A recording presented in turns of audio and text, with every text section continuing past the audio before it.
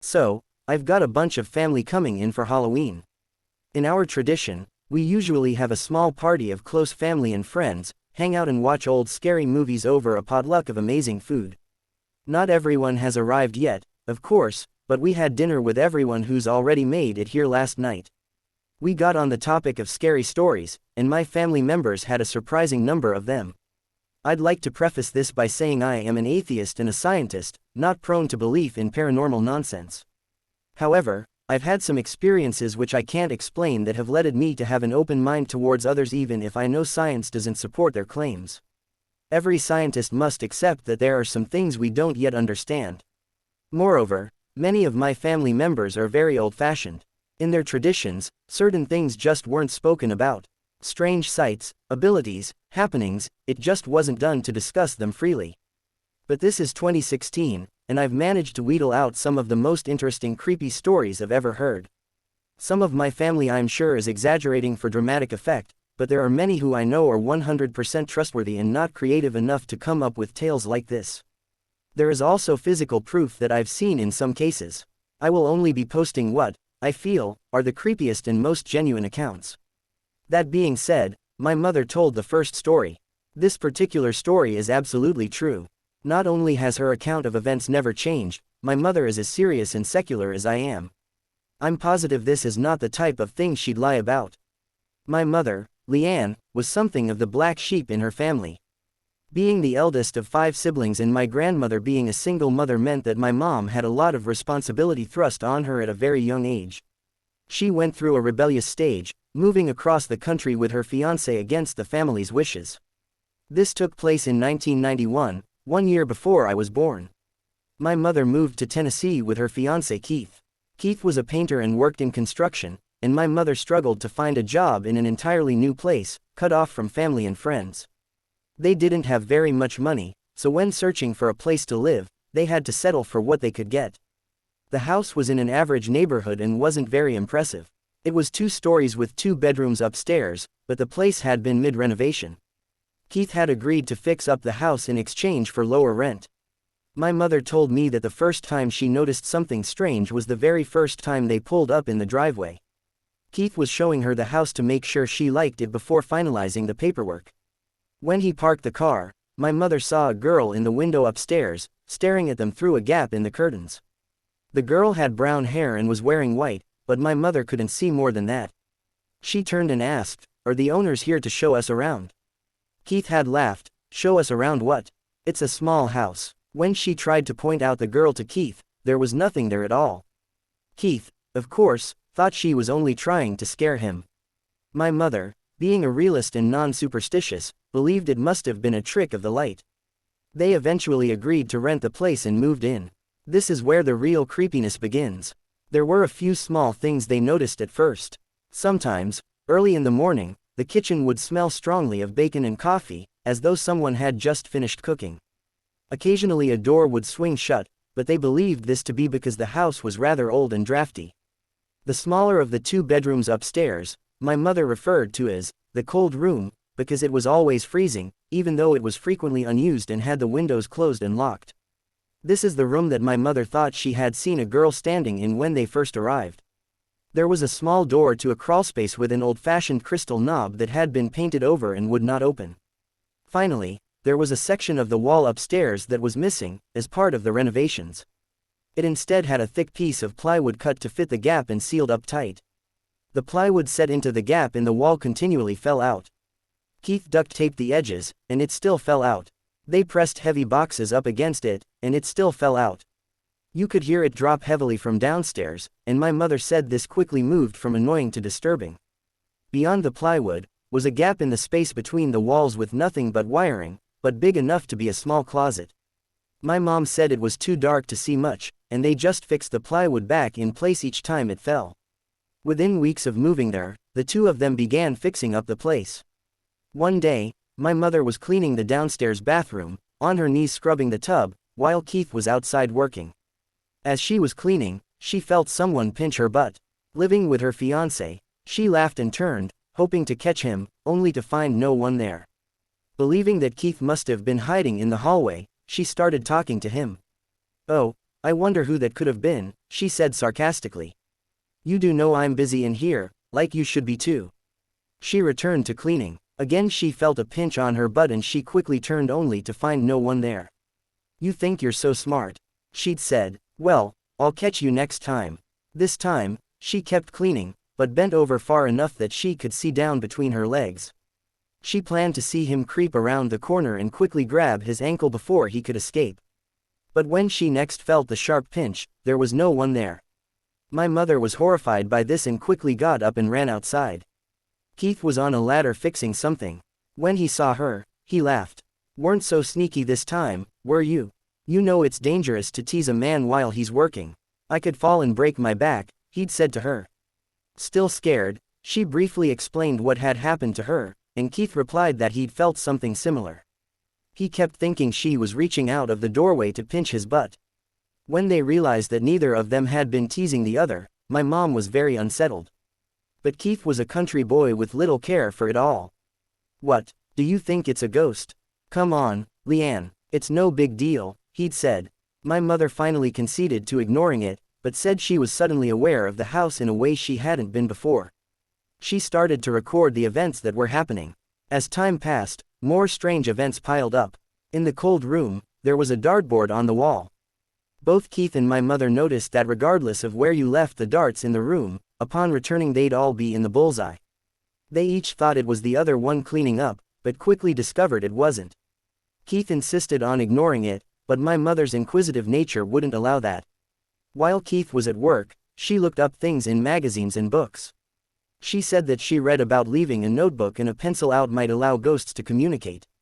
So, she left a blank notebook and pencil in the cold room. Another feature of the cold room was a walk-in closet. She said that she was trying to find storage for some boxes when she first opened it. There were a lot of old winter clothes hanging and no light inside, making it very dark. My mother reached into the closet, both arms outstretched, looking for the back wall so that she could figure out how many boxes she could fit in. She said she took 3 or 4 steps in, arms fully outstretched, the closet icy cold and the light of the room behind her getting dimmer the farther she went in. She never felt a back wall. My mother suddenly got a bad feeling and quickly left the closet. She closed the door and never tried to enter it again. One last event that occurred in the cold room was when my mother was cleaning. She said it was mid-morning, and she was just tidying and checking the notebook. It was blank, and it had been long enough without a strange occurrence that she believed maybe it wasn't real after all. When she tried to leave the room, the door refused to open. My mother was locked inside. She banged on the door, jiggled the knob, shoved her shoulder into it, but it wouldn't budge in the slightest. Remember, this is 1991. No cell phones and there was no landline in that room. She was angry and annoyed at the old house, but said she wasn't scared. She sat by the window and waited, hoping Keith would come by on his lunch break. He didn't. She waited all day, until nearly 5 p.m. when Keith finally returned. When she heard the front door, my mom began banging and yelling, I'm in here, to get his attention. Keith immediately came upstairs and asked what she was doing. I'm locked inside, she shouted, the door's locked, and I can't get out. Keith, annoyed with the drama after a long day at work, reminded, Lean, there's no lock on this door. My mother, equally annoyed with having been trapped all day, grabbed the knob to shake it, saying, it's jammed. But as soon as she twisted the knob, the door opened as easy as anything. They apparently argued that night, my mother angry that Keith refused to believe her, instead blaming the event on a Cali girl not knowing how to shove open a door that's stuck. The events up to this point had been creepy little irritations, but nothing truly terrifying. That changed after their 3rd month living there. Keith invited over his brother Daryl and his wife Amy, as well as Amy's friend Jennifer. The 5 of them were all drinking and having a good time. At one point, the 3 women were all in the kitchen discussing music while my mother was cutting up garlic bread. Daryl and Keith had been in the living room together when, suddenly, Daryl entered the kitchen. My mother remembers that Amy made a remark about Cher being one of the greatest artists ever, or something when out of nowhere, Daryl became livid. Why are you talking about that slut? You want to be lost in this world just like her. The 3 women were struck silent, confused at the man's temper over such an innocuous statement. According to my mom, Amy even laughed at first. What the hell, keep that up, and you're on the couch tonight," she'd replied. Daryl was not joking. "You think I don't know what you do behind my back?" he yelled at her, and the three women all became aware this was deadly serious. Exclamation mark. "You're a witch," Daryl shouted at her. Distraught, Amy at first tried to reason with him. "What are you talking about?" she demanded. "What's wrong with you?" Daryl grabbed the knife from the cutting board that my mother had been using, and Amy screamed. He threatened her, and my mother says she doesn't remember everything he was saying at this point, but none of it made sense. While Daryl had Amy cornered in the kitchen, ranting about babies and women and making her pay, my mother ran to the living room to get Keith for help. He was asleep. Usually, Keith is an extremely light sleeper, my mother recounted. Since moving into this house, he'd been plagued by nightmares, and he woke at the slightest noise. Sure, he had been drinking, but not enough for him to pass out. This night, he would not wake. My mother said Daryl was yelling and Amy was crying and Jennifer was shouting about calling the cops. My mother was screaming into Keith's face and shaking him, even pulled him off the couch, but he just flopped to the ground. Still completely asleep, my mother wasn't in the kitchen to see what happened next, but Jennifer apparently got Daryl's attention long enough for Amy to slip out of the corner and run. Daryl swung the knife after her and cut her arm. The women were crying and running. My mother ran with them into the downstairs bathroom and locked the door. Daryl was screaming at them and banging on the door. "I'll cut the devil right out of you," he shrieked, banging on the door so hard that it shook on its hinges. My mother was a thicker girl, and the window out of the bathroom was very narrow. Jennifer was thin enough to fit through, so while my mother pressed her back to the door to keep it closed, Amy helped Jennifer crawl outside. Jennifer managed to get to a neighbor and call the police. It took them about 10 minutes to arrive, during which my mother said she was terrified and sobbing.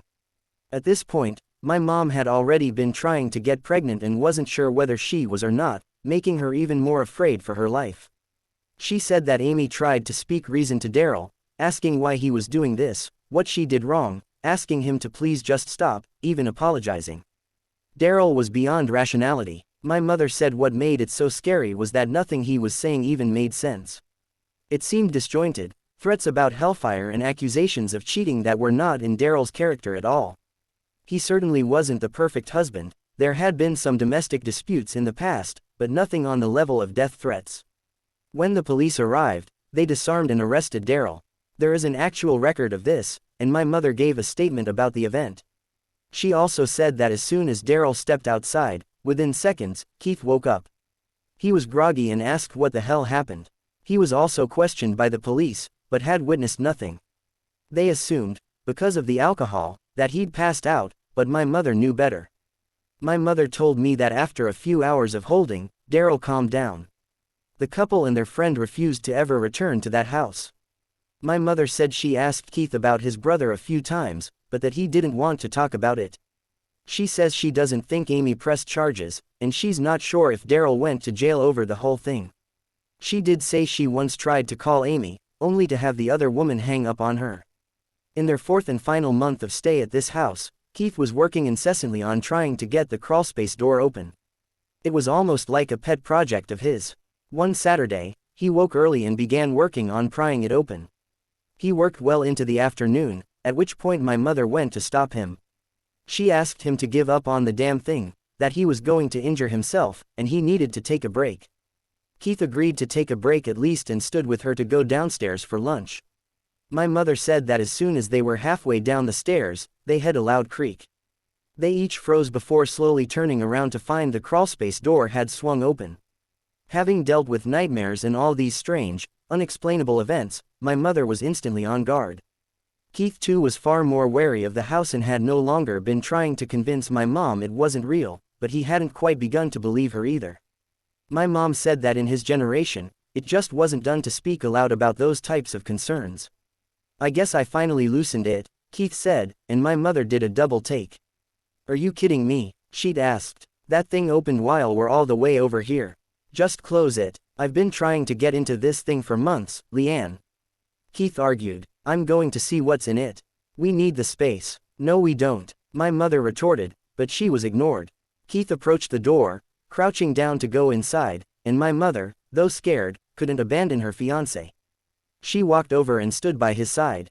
As Keith slowly tried to crawl inside, my mother grabbed his shoulder and stopped him. "What the hell do you think you're doing?" she asked. "Well, how else am I going to reach inside?" Keith replied. Shining a flashlight from his toolbox, Keith described seeing a bunch of boxes and old fart. He said he couldn't see the back wall and wondered aloud how big the space actually was. He wanted to crawl in further, but my mother protested so loudly that he finally gave up on the notion and shut the door. This door was right at the top of the stairs, and now that it had been opened once, my mother said that it was frequently open.